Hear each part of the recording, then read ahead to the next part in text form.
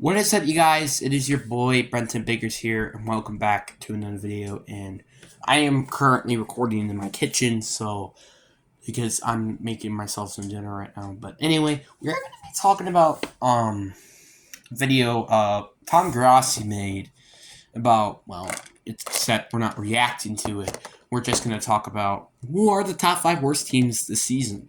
Now, in my opinion, I don't think this quite makes any sense to do because, again, the schedule is literally about to be released on Thursday, which I really kind of excited to see, just to see how the season's going to go for all expected teams.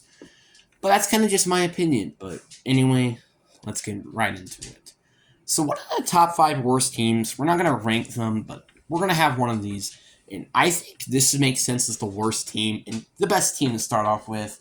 We got the Arizona Cardinals. The Arizona Cardinals are easily going to have the number 1 overall pick this year. Kyler Murray will be at least out for, in my opinion, I think half of the season.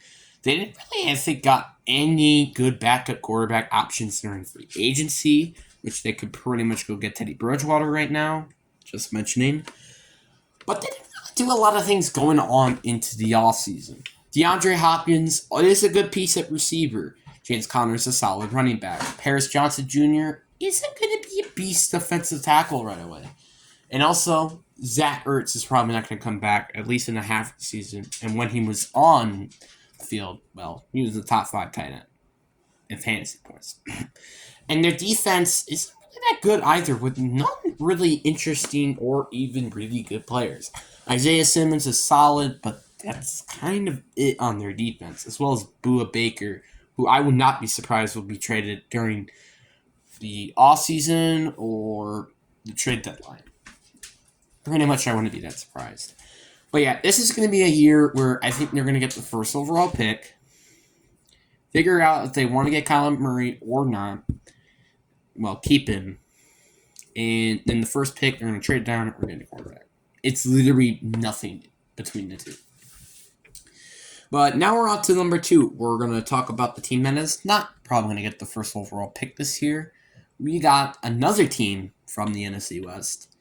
It is going to be the LA Rams. I'm sorry, but Matthew Stafford, I think he will be better this year, but this team all around isn't going to be better this year. They did not went with a ton of big moves because, well, they were pretty low on cap space. Yes, they do have Cooper Kupp. They have Matthew Stafford. They have Cam Akers. Tyler Higbee is a nice solid receiver. Tight end option. Then they obviously still have their Aaron Brown, Aaron Donald, and also rising star of Kareem Durant. But is this team relatively good? I don't think so. I'm sorry, but you can't just rely on Cooper Kupp being your only receiver. I'm sorry, but that's kind of just the truth. Unless this draft, I don't know, can be hit out of the park, I just do not see this team going anything far. Unless, again, they had a really good draft class. Matthew Stafford, I don't know, has a comeback of the year season and just, pretty much like that. Then on to number 3, and we got ourselves a very, I feel like, an obvious team. We got the Houston Texans. Now, let me just make this clear. I will not be shocked that this team is gonna make it to the postseason. And I'm just gonna say that as facts because, again, we saw the Jaguars do it. Why not the Texans? Texans do have some talent. Like, for example, C.J. Stroud. Kenyon Green is definitely gonna have a better season than he did last year. Larry and Tunzel. Dalton Schultz, Devin Singletary, Davian Pierce on offense. Defense, Jalen Petrie, Derek Stingley Jr., Will Anderson Jr. They actually have a very well-rounded team, and I won't be that surprised if this is going to be, again, a team that makes it to the postseason. But there are a lot of holes and question marks with this team. 1, will any of the receivers be good? 2, will Kenyon Green at least be, not terrible. Also, will their O-line still be good? It's kind of just, there are a lot of too big amount of issues for this team to really be a contender, in my opinion, which is why I think I put them here. Now, number 4, a very interesting one, in my opinion. We got the Las Vegas Raiders. In my opinion, Jimmy G is nothing but a downgrade, and honestly, you should have just restructured Derek Carr's contract, in my opinion. But yeah, you also traded away Darren Waller, which that did not help, and they didn't really come with a lot of free agency moves either. Yes, I did like the Michael Mayer and Tyree Wilson picks. Those were really good picks, and I'm not going to deny that. But were they really good picks?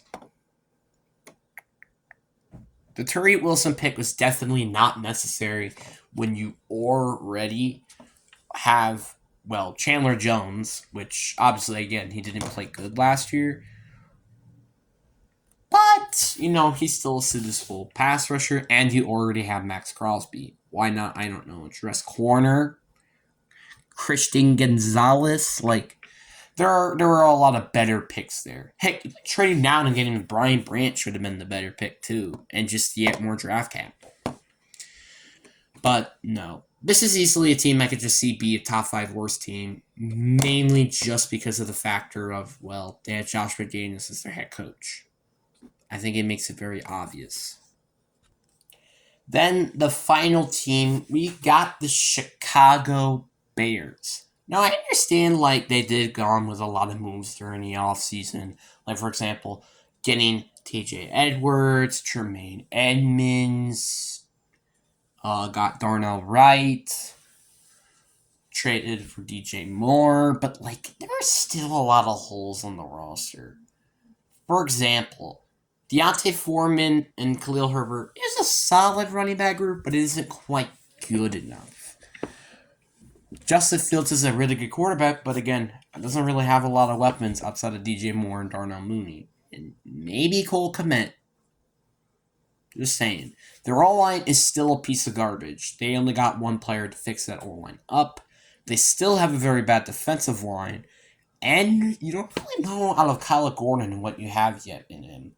But also their corners are also really bad. So in my opinion, I think this is going to be a very, very, team that, I don't think this team will make it to the postseason unless Matt Eberflus can be a really good head coach, which there is potential. I mean, again, they did beat the Patriots, didn't they?